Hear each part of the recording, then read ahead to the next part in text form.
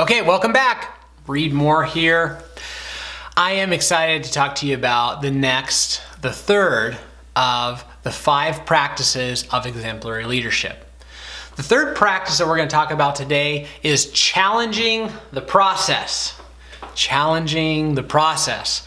All right, so this is when you get to be a little bit rogue. This is where you get to let your inner leader, the person who wants things to always be better and bigger, show up. So challenging the process is vital for you as a leader for a couple of reasons. The first of which is that the world we live in is not kind anymore to status quo. It's not kind to middle ground. It's not kind to mediocre.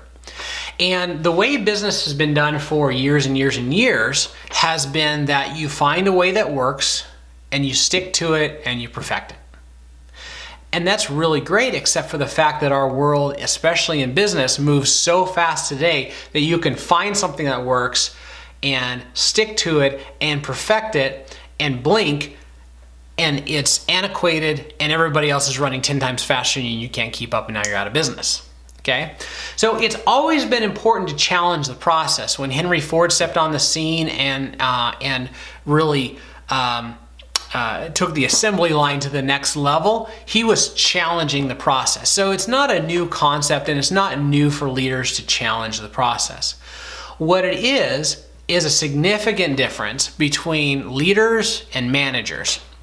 One of the core philosophies that I have and that I would encourage you to adopt inside of our organization is that systems and processes are to be managed. Management is powerful, powerful, powerful when it comes to systems and processes. The core function of management is to keep things the same or to keep things status quo. You want your internet to be status quo. You want it to be up 99.995% of the time. You want somebody that's managing that system so that way it's consistent. Right? Our systems and checklists for being able to take somebody from a buyer or a seller writing a contract or even being a potential person that we're going to work with all the way through to being a raving fan and a client for life and having the home of their dreams. That entire process, you want somebody to be managing that process, I promise you. Well, here's the challenge. The challenge is that people are never status quo. People, in my opinion, cannot be managed, and it's a really poor choice when it comes to your leadership journey is to treat people like status quo is an option. What that means is challenging the process becomes a very, very important thing for you as a leader. And that is when you walk in each day, you're looking around and you're not creating chaos. Right? Challenging the process is not challenging the process for the sake of challenging the process.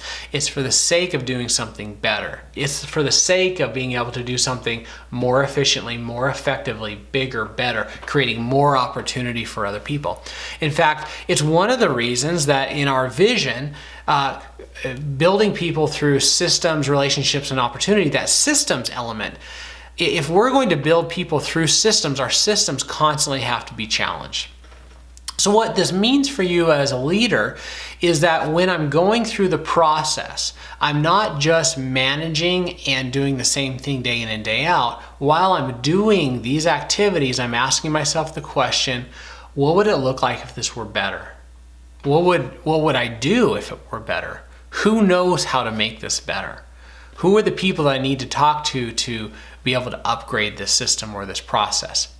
So when we as a leader challenge the process, we challenge the thinking of the way things always have been done, it causes us to be able to disrupt as opposed to being disrupted.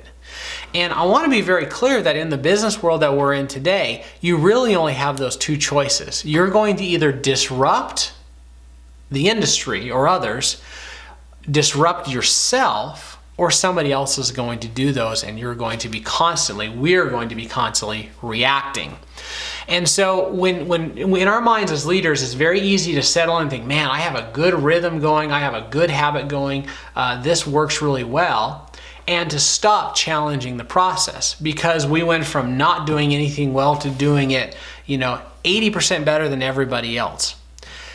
However, as a leader, one of the core growth points is learning to always be challenging the process and always be asking, how do we make this better?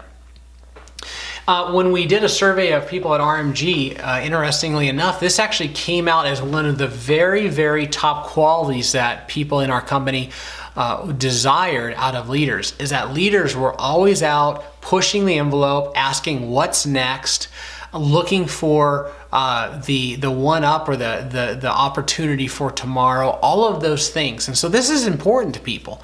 It's important, I would say it's important to you that if you're leading somebody, they're not saying, you know what, the horse and buggy, it worked really well for years and years and years, so you might as well just go back to that. Okay, that's management, and in part, sometimes it can be fear. And so for you and I as leaders, we are swallowing our fear, we're putting our fear behind us, and we're challenging the process. Challenging the process in different areas of our life. Sometimes challenging what we think about things. That becomes really, really valuable. So as a practice of exemplary leadership, I want you to ask yourself this question. Do you have a bias towards bigger, or do you have a bias towards better? We all have one. We all have a bias towards bigger or better. And one's not right and one's not wrong. It's very, very good to be self-aware. Because if we have a bias towards being bigger, challenging the process is always going to look real messy, because the process is always going to be in the way, and we're always going to be saying, okay, but how do we make this bigger? How do we make this bigger? How do we make this bigger? And there's some of us that have that bias, and we're a real gift to other people, and we're a real pain in the rear end as well. But you need to know that if your bias is make it bigger, and your leadership skill says challenge the process, you're going to create opportunity for a lot of people, and that's incredible. For those of us who have the bias of make it better, make it better, make it better, we are also a great gift to the world. Because when our bias is make it better and we're matched with people that say make it bigger, we end up with something that's bigger and better as long as we're challenging the process. When we say make it better, one of the defaults can be make it better at the cost of making it bigger. And what happens is we say, hey, we can only make this better if we slow down and do what we know to do really, really, really well. Okay? There's nothing wrong with that. But what a better thing is for you to do as a leader is say, we are going to make this better, and that means we're going to challenge the process. We're going to challenge the processes so that this can be better, and it can be better on a higher level. All right, take a look at your life. Take a look at your personal leadership. In your life, what areas have you stopped challenging the process in? Have you gotten okay with okay in your spiritual life, in your financial life, in your relationships, in your physical health, right? Have you gotten okay with okay? When's the last time you challenged the process of what it looks like for you to grow in, pick any area of your life? Right? Again, all leadership starts with self-leadership. Challenging the process creates some discomfort, but it also creates a platform for you to continue to lead and not just manage.